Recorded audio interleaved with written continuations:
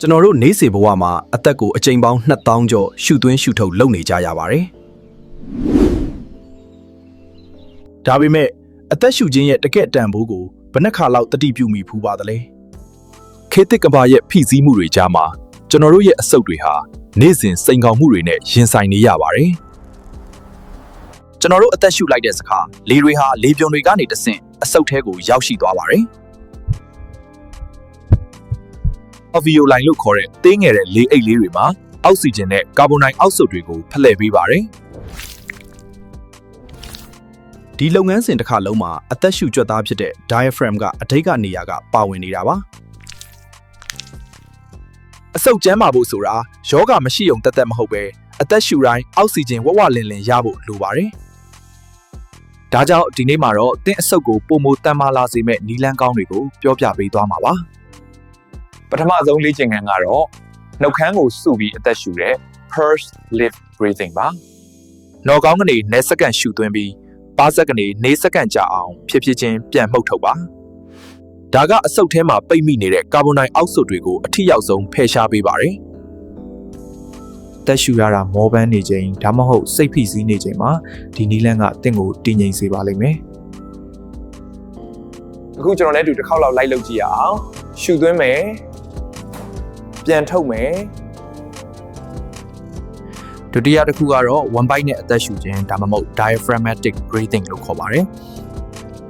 ရင်ဘက်ကနေမရှူပဲ one bite ကလေးဖောင်းတက်လာအောင်နှာခေါင်းကနေဖြည်းဖြည်းချင်းရှူသွင်းပါ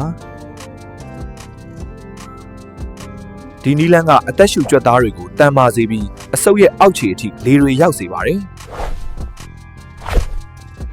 ဒီပြန်ထုတ်တဲ့အခါမှာလဲ one bite ကလေးပြန်ချက်သွားတာကိုခံစားရင်ဖြည်းဖြည်းချင်းထုတ်ပေးပါ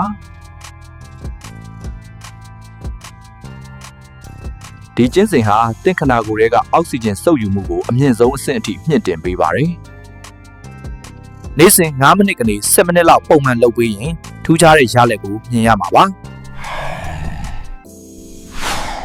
တတိယနီလန်းကတော့တက်ကြွတဲ့ကိုယ်လက်လှုပ်ရှားမှုတွေပဲဖြစ်ပါတယ်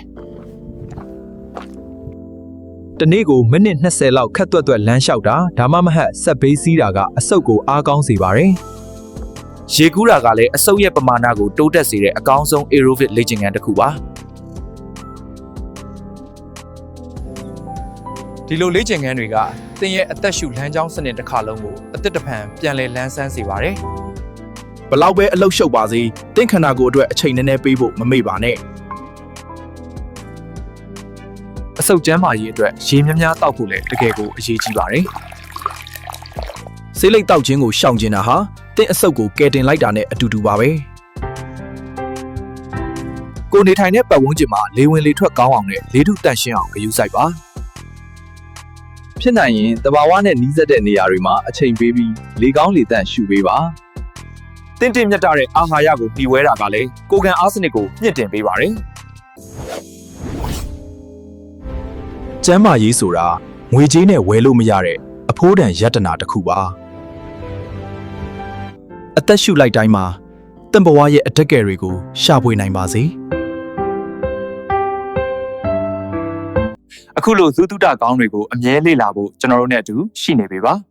ဒီဗီဒီယိုလေးကိုကြိုက်တဲ့ရေး subscribe လုပ်ထားဖို့မမေ့နဲ့အောင်နော်ကြည့်ရှုပေးတဲ့အတွက်ကျေးဇူးအထူးတင်ပါတယ်အားလုံးပဲကျန်းမာပျော်ရွှင်ကြပါစေ